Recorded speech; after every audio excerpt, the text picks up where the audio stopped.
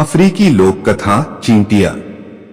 अनांसी और उसका बेटा कवेकू दोनों बहुत चतुर किसान थे। उन दोनों के खेत अलग अलग थे और हर साल उनमें लहलहाती फसल होती थी।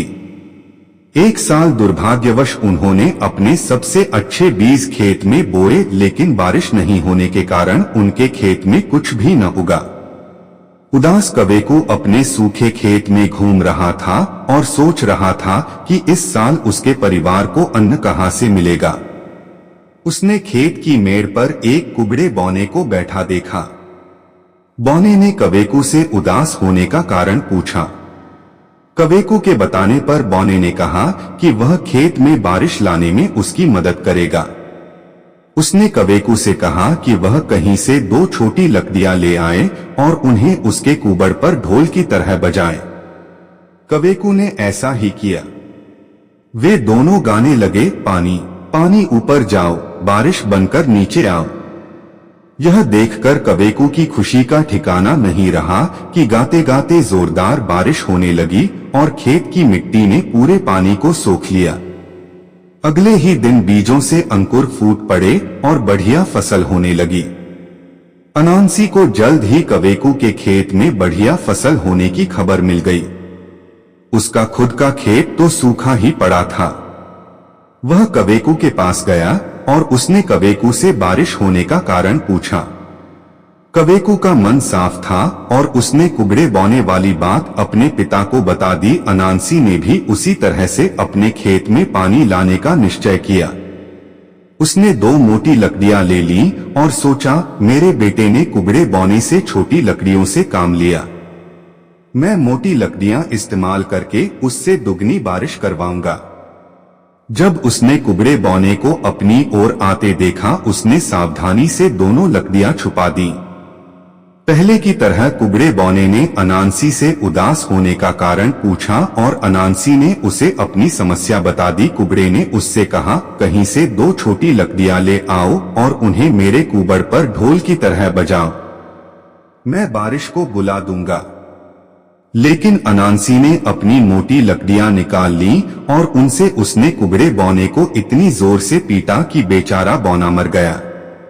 अनांसी यह देखकर बहुत डर गया, क्योंकि उसे मालूम था कि बौना वहां के राजा का चहेता जोकर था। वह सोचने लगा कि इस घटना का दोष वह किसके मत्थे मढ़े। उसने बौने का मृत शरीर उठाया और उसे एक कोला के पेड़ के पास ले गया। उसने मृत बौने को पेड़ की ऊपरी शाखा पर बिठा दिया और पेड़ के नीचे बैठकर किसी के आने की प्रतीक्षा करने लगा।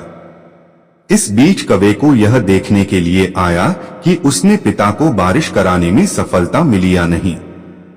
उसने अपने पिता को पेड़ के नीचे अकेले बैठे देखा और उससे पूछा, पिताजी, क्या आपको कुबड़ा बौना नहीं मिला? अनांसी ने कहा, मिल गया, लेकिन वह पेड़ पर चढ़कर कोला लेने गया है और मैं उसकी प्रतीक्षा कर रहा हूँ। मैं ऊपर चढ़कर उसे नीचे लिवा लाता हूँ, कवेकू ने कहा और वह फौरन पेड़ पर चढ़ गया। पेड़ के ऊपर उसने जैसे ही बौने को छुआ, बौना धड़ाम से नीचे गिर गया। अरे, ये तुमने क्या कर दिया? कपटी अनांसी चिल्लाया, तुमने राजा के चहेते जोकर को मार डाला। हाँ, कवेकू ने कहा। अब तक वह अपने पिता की चाल को समझ चुका था। वह बोला, राजा उससे बहुत नाराज है और उसने कुबड़े बौने को मारने वाले को 1 थैली सोना देने की मुनादी की है। मैं अब जाकर अपना इनाम लूंगा।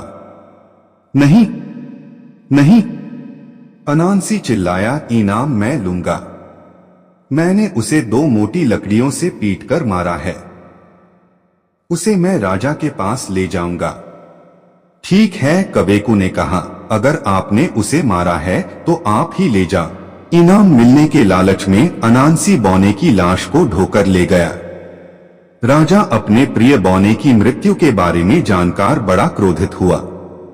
उसने बौने की लाश को एक बड़े बक्से में बंद करके यह आदेश दिया कि अनांसी सजा के रूप में उस बक्से को हमेशा अपने सर के ऊपर ढोएगा। राजा ने बक्से पर ऐसा जादू टोना करवा दिया कि बक्सा कभी भी जमीन पर न उतारा जा सके। अनांसी उस बक्से को किसी और के सर पर रखकर ही उससे मुक्ति पा सकता था और कोई भी ऐसा करने को राजी नहीं था। अनांसी उस बक्से को अपने सर पर ढोकर दुहरा सा हो गया। एक दिन उसे रास्ते में एक चींटी मिली। अनांसी ने चींटी से कहा, क्या तुम कुछ देर के लिए इस बक्से को अपने सर पर रख लोगी? मुझे बाजार जाकर कुछ जरूरी सामान खरीदना है। चींटी ने अनांसी से कहा, अनांसी, मैं तुम्हारी सारी चालाकी समझती हूं। तुम इस बक्से से छुटकारा पाना चाहते हो। नहीं नहीं, ऐसा नहीं है।